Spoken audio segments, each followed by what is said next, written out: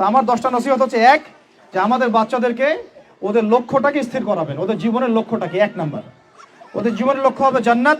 এবং আমাদের বরেণ্য যে মানে সিংহ পুরুষরা আছেন উম্মার, ওদেরকে চিনাই দিবেন, ওদের মতো ওদেরকে হতে বলবেন। তোমাকে হামজার মতো হতে হবে, তোমাকে খালিদের মতো হতে হবে, তোমাকে ওমর ইবনে খাত্তাবের মতো হতে হবে, তোমাকে আলী ইবনে আবি তালেবের মতো হতে হবে, তোমাকে মারিয়াম আলাইহিস সালামের মতো হতে হবে, তোমাকে আয়েশার মতো হতে হবে। এই চেতনাগুলো ছোটবেলা থেকে ওর মধ্যে ইনস্টল করে। ও সামনে একটা রোল মডেল দেখবে যে আমাকে এরকম হতে হবে। এইসব ম্যাট্রিনা সব ফেলান, এগুলা টরিমনি সব ফেলান, এগুলা বাদ দেন। যা চলতেছে যে সাকিব টাকিব সব বন্ধ করেন, এইসবের কোনো ফিউচার নাই। এইসব ফিউচার হয়তো দুনিয়াতে কিছু দিতে পারে, কিন্তু পরকালে আল্লাহ পাকের আযাব গজব থেকে বাঁচার কোনো অপশন নাই। 2 নাম্বার, সন্তানকে নিজের মনে করবেন না। সন্তানকে মনে করবেন এটা আল্লাহর আমানত আপনার কাছে। এই আমার ছেলে, এটা আমার ছেলে না, এই ছেলেটা আল্লাহ পাক আমাকে দিয়েছেন। বিশ্বাস করেন, আমরা তো ওকে নেওয়ার জন্য চেষ্টাও করি নাই। এমন হয়নি আপনাদের সময়? সন্তান না চেষ্টা করতো সন্তান আসে নাই? কোনো ক্ষেত্রে এমন হয়েছে সন্তান নষ্ট করার মানুষ চেষ্টা করছে, তাও সন্তান আল্লাহ দিয়েছেন। সন্তান আমার না, সন্তান আল্লাহর দেওয়া, আমার কাছে আমানত। একে যদি আমি সুসন্তান রূপে মানুষ না করি, আগামী দিনে ওমর না বানাই, তাহলে আল্লাহ আমাকে ধরবেন। That's all.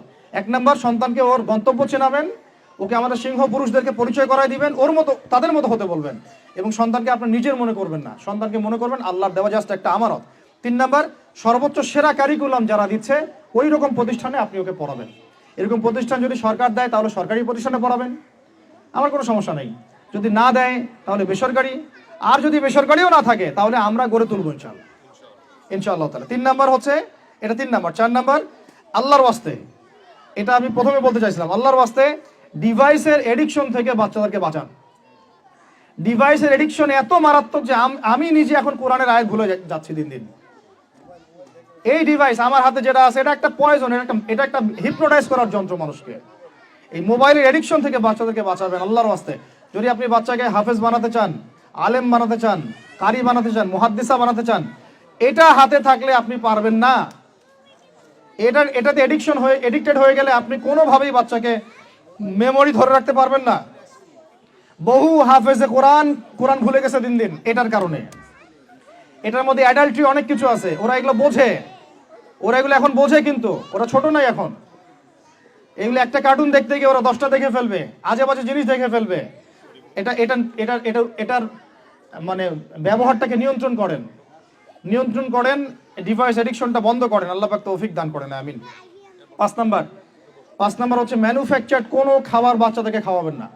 ফিজিক্যালি ওদেরকে ফিট রাখার চেষ্টা করবেন। ম্যানুফ্যাকচার্ড খাবার মানে একটু আগে দেখলাম যে বাইরের খাবারগুলো এটা খাচ্ছে, চিপস টিপস ইত্যাদি, এগুলা ওর হজম শক্তি নষ্ট করবে, ফিজিক্যাল স্ট্রেংথ নষ্ট করবে, ওর মেমোরি শার্প হতে দিবে না।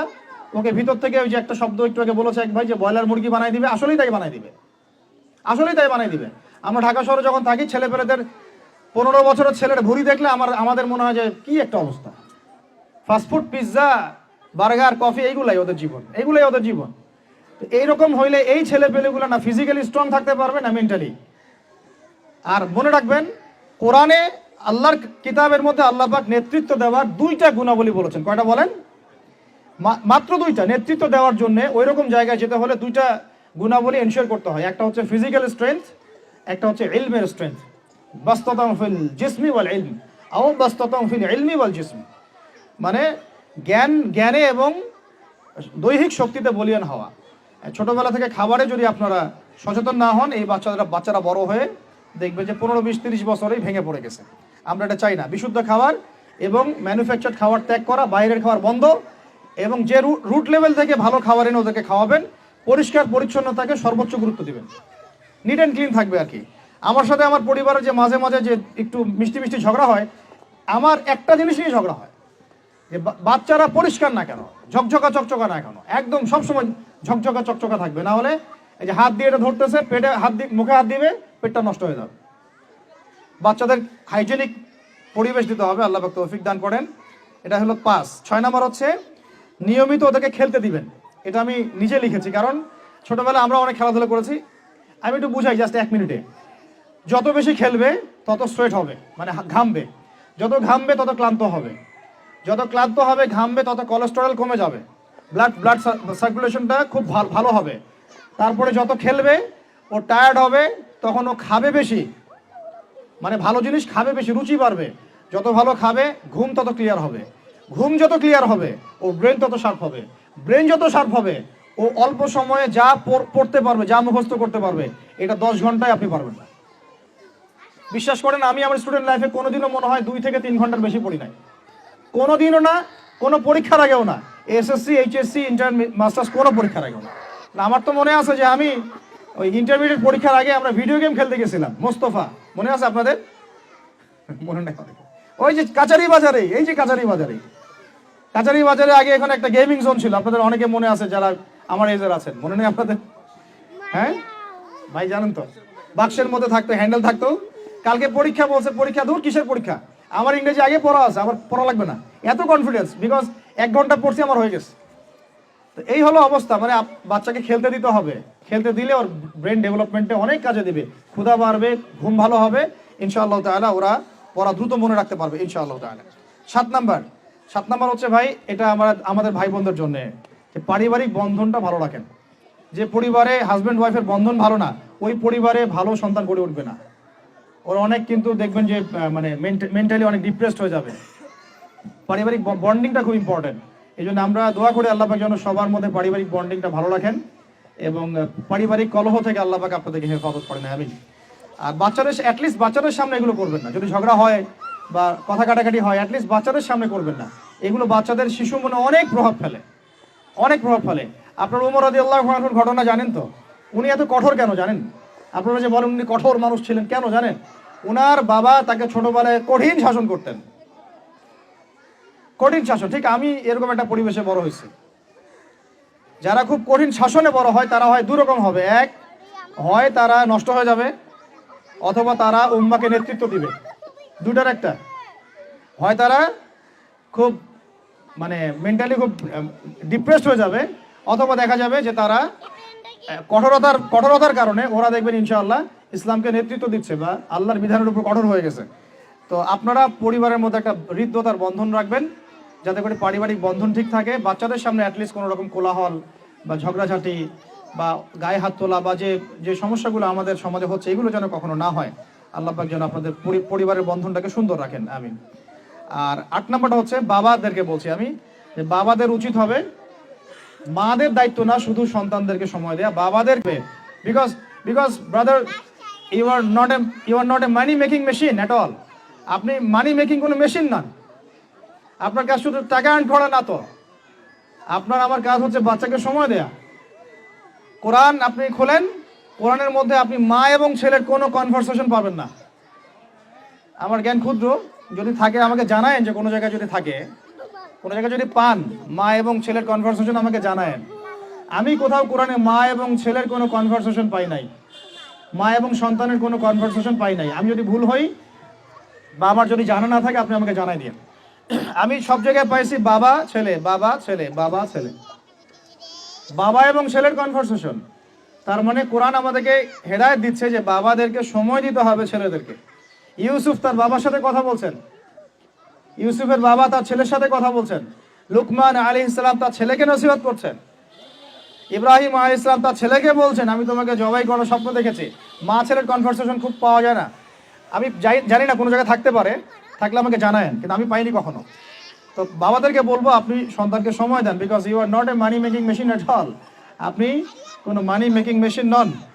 এটা হলো 8 দুটো বলে শেষ করতেছি। 9 নাম্বার হচ্ছে সন্তানকে চাপ দিবেন না, চাপ দিয়ে ওকে জোর করে কোনো কাঠামো দেওয়ার চেষ্টা করবেন না, বরং আপনি খুঁজে বের করেন আপনার সন্তানের মধ্যে ইউনিক প্রতিভা কি আছে।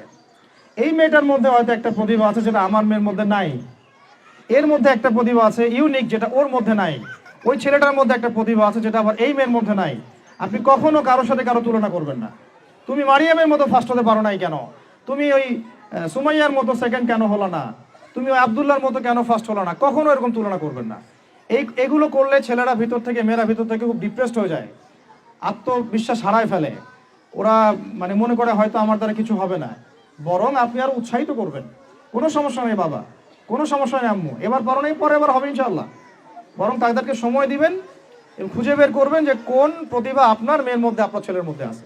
কেউ দেখবেন খুব ভালো লিখতে পারে, কেউ ভালো আবৃত্তি করতে পারে, কেউ ভালো নেতৃত্ব দিতে পারে, কেউ ভালো দেখবেন যে মাশাআল্লাহ মুখস্থ করতে পারে। প্রতিভা বিচক্ষণতার সাথে ফাইন্ড আউট করতে হবে। এটা আমার কাজ বাবা হিসেবে, আপনার কাজ মা হিসেবে। আল্লাহ পাক আমাদেরকে এটা করার তৌফিক দান করেন। আমি জোর করে চাপায় দেওয়া যাবে না। আর একটা নসিহত শেষ, সেটা হলো আমরা তো 5 ওয়াক্ত নামাজ পড়বই, বাচ্চাদেরকে তো ইসলামিক পরিবেশ দিবই। আমাদের তাহাজ্জুদের ওয়াক্তে 2 রাকাত নামাজ পড়াটাকে আপনার উপর ফরজ করে নেন। তাহাজ্জুদের ওয়াক্তে অন্তত 2 রাকাত নামাজ পড়াকে আপনার আমার উপর ফরজ করে নেন, যদি ওটা ফরজ না, ফরজ করে নেন। কারণ ওই সময় দোয়া যেগুলো করা হয় আল্লাহর কাছে একদম সরাসরি কবুল হয়। আপনাদেরকে আমি একজন মনীষীর কথা খালি বলবো, ইমাম বুখারী রাহিমাহুল্লাহ, নাম শুনেছেন আপনারা? তার কিতাব কিয়ামত পর্যন্ত ইনশাআল্লাহ পড়ানো হবে। ওইটা না পড়ে কেউ আলেম হয় না, তাই না বিষয়টা? তিনি যে একসময় অন্ধ ছিলেন আপনারা কি জানেন? তিনি যে একসময় চোখে দেখতে পারতেন না, আপনারা কয়জন জানেন? তার মা তাহাজ্জুদের ওয়াক্তে আল্লাহর কাছে কান্না করতে করতে করতে করতে, আল্লাহ আমার ছেলের চোখটা ভালো করে দাও, আল্লাহ আমার ছেলের দৃষ্টিশক্তি ফিরায় দাও, আল্লাহ আমার ছেলের দৃষ্টিশক্তি ফিরায় দাও। মায়ের এই দোয়া আল্লাহ পাকের আরশ পর্যন্ত পৌঁছে দেয় অলৌকিকভাবে, মিরাকুলাসলি। ইমাম বুখারী রাহিমাহুল্লাহ সকালবেলা উঠে চোখে দেখা শুরু করেছে। আজকে ইমাম বুখারী কি এবং তার কিতাবের মূল্য কি, তার মর্যাদা কোথায়, তার কিতাব না পড়লে আমাদের মতো কোনো মানুষ আলেম হতে পারবে না, এটা আমরা এখন স্বতঃস্বীকৃত। কিভাবে হয়েছে ভাই বোনেরা? দোয়ার মাধ্যমে। প্রচুর দোয়া করতে হবে সন্তানদের জন্য। আমি যতবার বাইতুল্লাহ যতবারই জিয়ারত করেছি, তাওয়াফ করেছি, প্রত্যেক তাওয়াফে আমি সবসময় দোয়া করি আমার ছেলে মেয়েদের জন্য। আল্লাহ আমার ছেলে ওসমানকে ওসমান রাদিয়াল্লাহু আনহুর মতো বানাও। শর্টকাট দোয়া আর কি। আমার ছেলে মেয়ে মারিয়ামকে মারিয়াম আলাইহিস সালামের মতো বানায় দাও।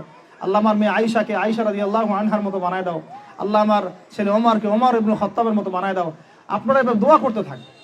দোয়া কবুলের সময়গুলো খুঁজে খুঁজে বের করে দোয়া করতে থাকতে হবে ইনশাআল্লাহ। বাবা মার দোয়া আল্লাহ পাক ফেলবেন না ইনশাআল্লাহ।